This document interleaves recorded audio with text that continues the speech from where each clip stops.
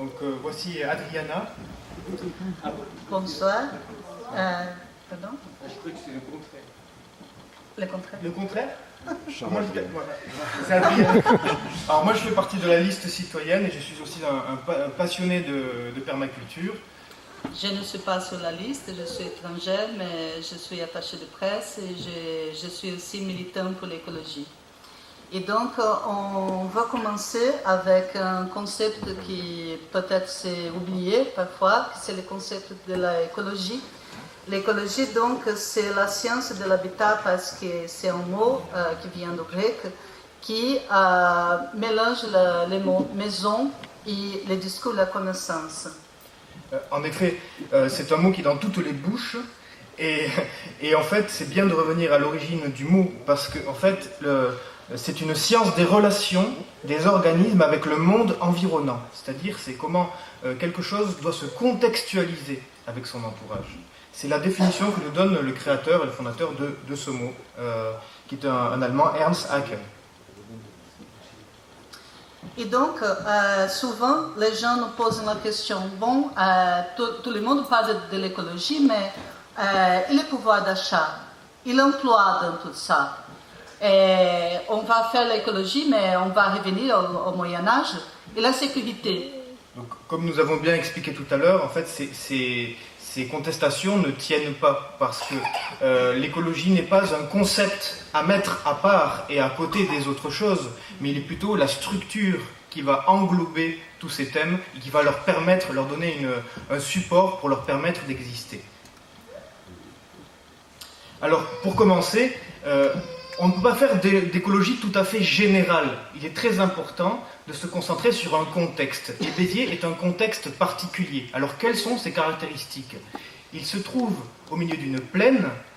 Il y a les hauts cantons, qui sont consistés de collines magnifiques, le Caroux, qui constitue une spécificité qui va influencer son climat et qui va influencer ses échanges et toute sa structure, toute sa culture. Il y a aussi la mer Méditerranée, puisque nous sommes au bord de la Méditerranée, qui va lui donner son climat spécifique. Il y a l'Orbe qui le traverse, qui est un fleuve magnifique et capricieux, donc qui a ses caractéristiques, qui a fait de très grandes inondations, donc il faut savoir tirer avantage. Et on est dans un climat assez sec. Maintenant, nous avons des sécheresses très très très importantes durant l'été, auxquelles il faut faire face. Et nous puisons la plupart de notre eau à travers la nappe astienne, qui est une nappe souterraine. Donc il faut... Non, Robert Lavigeau, vous me... C'est l'eau de l'Orbe qui donne le robinet, pas la nappe. Non, pas l'eau du robinet, mais c'est une eau importante pour les puits, pour les forages. La nappe astienne participe... Pas pour Béziers. Pas pour Béziers, d'accord. J'ai de mauvaises informations, mais en tout cas, elle est présente. C'est une ressource dont il faut prendre connaissance et qui participe complètement à l'écologie de Béziers. Donc voilà. On prend cette pyramide pour montrer, c'est une pyramide de besoins d'un être humain, mais qui peut être, avec l'écologie, on peut achever à tous ces besoins. C'est la pyramide de Maslow, donc, qui peut être appliquée au concept de l'écologie. On voit tout en bas qu'il y a la survie et les besoins physiques. Donc nous allons d'abord nous concentrer sur cette question-là pour savoir si c'est un besoin qui est rempli à Béziers. Alors le premier des besoins physiques, c'est la nourriture. Et sachez que la plupart des villes françaises ont une autonomie alimentaire qui est de 2%. C'est-à-dire que les achats qui sont faits en termes de consommation de nourriture à Béziers, la nourriture en question est produite au niveau de 2% dans le territoire de Béziers. Et c'est pareil pour les autres villes en France. Donc, que se passerait-il si il n'y a plus de pétrole, le robinet est fermé, avec tous nos fruits et légumes qui viennent d'Espagne, qui viennent d'ailleurs, alors que nous avons la capacité de produire ça nous-mêmes vu notre climat. Et même si on prend en considération une situation qui se passe actuellement avec le coronavirus, il y a beaucoup de villes, de grandes villes qui sont déjà assiégées et on voit des informations qu'il n'y a plus de produits dans les supermarchés parce que ces villes, elles ne produisent pas ses propres nourritures. Donc, premier principe qui n'est pas du tout respecté, c'est le principe de la survie basique par rapport à une autonomie alimentaire. Donc là, nous avons deux images qui sont là pour montrer, avec toute la production de vignes que nous avons, à gauche nous avons un terrain de vigne qui est labouré, qui est cultivé de manière conventionnelle, et à droite nous avons un système en agroforesterie qui permet dans une même surface d'associer plusieurs types de production. Donc voilà le type d'usage que nous pourrions faire de notre territoire pour multiplier la capacité de production. Il n'est pas question de dire non, nous allons renoncer à ceci, nous renonçons à cela, mais l'idée est de faire de la manière la plus intelligente pour qu'à travers un seul espace, il y ait le plus d'abondance possible. Aussi, l'écologie, elle nous permet la sociabilisation et la végétalisation de la ville, c'est très important. Nous pouvons faire, par exemple, des parcs linéaires à Béziers, liant, par exemple, les plateaux du Poète, les Neuf Écluses et d'autres sites à Béziers, parmi des zones piétonnes, des pistes cyclables. Et donc, ça, c'est très important pour la ville. À droite, vous avez les jardins de Gérone, les jardins potagers qui sont un peu en dehors du centre-ville historique et qui relient d'autres zones un peu plus périphériques et qui sont un endroit très très agréable où on peut promener. Et il y a des centaines de petits jardins avec énormément de biodiversité. Donc voilà un exemple dans une ville que j'ai bien connue qui serait intéressant à favoriser en ce qui concerne à la fois la biodiversité, le plaisir de vivre ensemble, de se retrouver sur des valeurs saines et sur des savoir-faire très anciens et à transmettre, et à la fois d'assurer l'autonomie alimentaire. Aussi, la végétalisation, elle est le meilleur climatisateur que nous avons avec très basse consommation d'énergie au kilo. Et aussi, il faut souligner que Béziers est la dernière ville dans le classement des villes cyclables de France. Et ça, il faut changer. Et selon l'étude de la Fédération européenne des cyclistes, investir dans la filière vélo crée environ 4 fois plus d'emplois qu'investir dans le secteur automobile. Donc, ici, nous avons un exemple très évident de comment l'écologie et l'emploi ne sont pas dissociés. Là, il y a l'exemple, on va peut-être pas s'attarder trop longtemps, mais sur de Pontevedra que nous avons découvert, d'une ville qui a allez consulter un petit peu ce sujet-là, d'une ville qui a vraiment est passée d'une asphyxie par rapport à l'automobile et qui a vraiment géré les choses de manière intéressante, et le maire a été réélu 4 fois. Ils ont baissé le taux de pollution de 61% dans l'air. Donc il y a quand même des sources d'inspiration à avoir par rapport à la question que posait monsieur. Oui, je pense que la liste citoyenne a pour vocation de contacter les choses et les réussites qui existent partout en Europe et dans le monde, et de s'en inspirer, de travailler avec les gens qui font déjà des choses.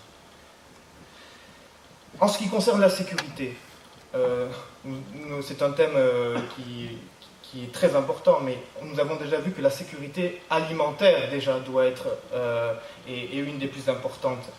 Et en mettant cette image du Caroux, c'est les hauts de Holargue, je me suis dit que la chose qui amenait le plus de paisibilité et le plus de paix dans les rapports humains, c'est le respect avec la nature, et le fait que l'humain ait sa juste place dans son environnement et dans sa nature. Parce qu'en effet, un bain dans une forêt pendant 1 heure permet de baisser le taux de cortisol dans l'organisme de manière considérable. Alors pourquoi n'amènerions-nous pas la nature là où on en a le plus besoin, c'est-à-dire là où les gens sont le plus stressés en ville? L'écologie, c'est aussi l'économie. Nous avons l'économie bleue. Il y a des bons exemples et des mauvais exemples. Donc, l'économie bleue, elle dit qu'il faut faire du déchet en ressource. Ce n'est pas le cas de Valorbi, où 90% des déchets qui arrivent à Valorbi ne sont pas possibles de se valoriser, parce qu'ils sont tellement mélangés, et donc il faut qu'on revienne au tri à la source. gaspillage énorme de finances qui ont été faits avec un désastre qu'est Valorbi, à ce titre-là. Donc c'est le contre-exemple de l'économie bleue. L'économie bleue, mais aussi les gestions de l'économie verte, tout simplement. Si les entreprises pouvaient gérer leurs propres déchets et être responsables de leurs propres déchets et ne pas les déverser dans les égouts, alors nous n'aurions plus besoin d'incinérateurs de boue toxiques que finalement nous sommes amenés à respirer au quotidien. Donc ce n'est vraiment pas à la fin du cycle qu'il faut intervenir et qu'il faut essayer de mettre la poussière sous le tapis, mais c'est en amont, en faisant venir des entreprises qui ont vocation à être dans la transition et qui sont par définition et par essence elles-mêmes écologiques. Et parmi les filières d'avenir? Ah oui, parmi les filières d'avenir, nous avons dans la liste citoyenne des gens qui s'intéressent activement à la filière du chanvre. Et je trouve que c'est un bon exemple de quelque chose qui a été complètement délaissé sur le territoire et qui apportait tant de choses. Alors le chanvre, je passerai des heures à parler de ses qualités nutritives. Il apporte des protéines, il apporte les huiles du chanvre sont équilibrées en oméga 3 et oméga 6. On fait de l'isolant avec du chanvre. On fait du textile. Ça a été la richesse de Marseille. On fait aussi en termes de santé. La fleur du chanvre a des qualités anti-inflammatoires extraordinaires. Le chanvre thérapeutique sera très bientôt, à mon avis, une nouvelle opportunité thérapeutique. Pourquoi ne pas faire de Béziers le centre expérimental de ce genre de sujet? Voilà, la question reste ouverte. Et on va parler un peu des résultats des ateliers et aussi des actions de portage de parole que nous avons faites au sujet de l'écologie. On va citer les premières mesures qui ont été proposées. Et ce n'est pas une liste exhaustive. Dans notre site, il y a une trentaine, une soixantaine de propositions. Dans les ateliers, donc, la collecte et la gestion efficace des biodéchets, parce que nous savons qu'ici à Béziers, il y a une crise de biodéchets, de gestion des déchets. Aussi, interdire aux industriels de rejeter des eaux polluées dans les réseaux d'égouts, les obliger à prendre en charge leurs déchets et donc fermer l'incinérateur de boue. 3. Élargissement de la zone piétonne. Et 4. Favoriser le déplacement doux.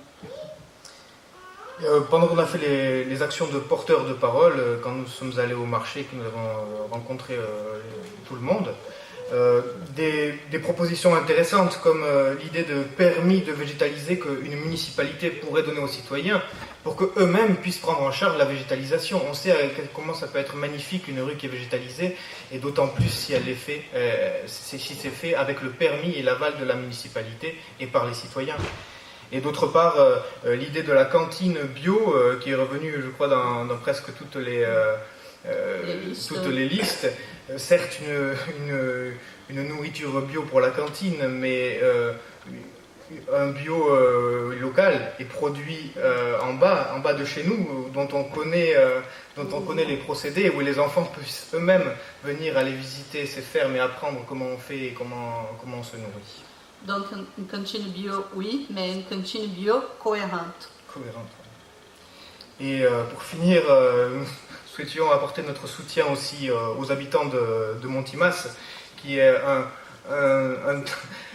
l'exemple même de citoyens qui sont niés dans leur demande de gestion cohérente, d'un désastre de gestion de déchets, la manière dont on met les déchets sous le tapis, et sans se rendre compte qu'en fait, au bout d'un moment, en faisant comme ça, le tapis, ça sent pas bon dans l'air.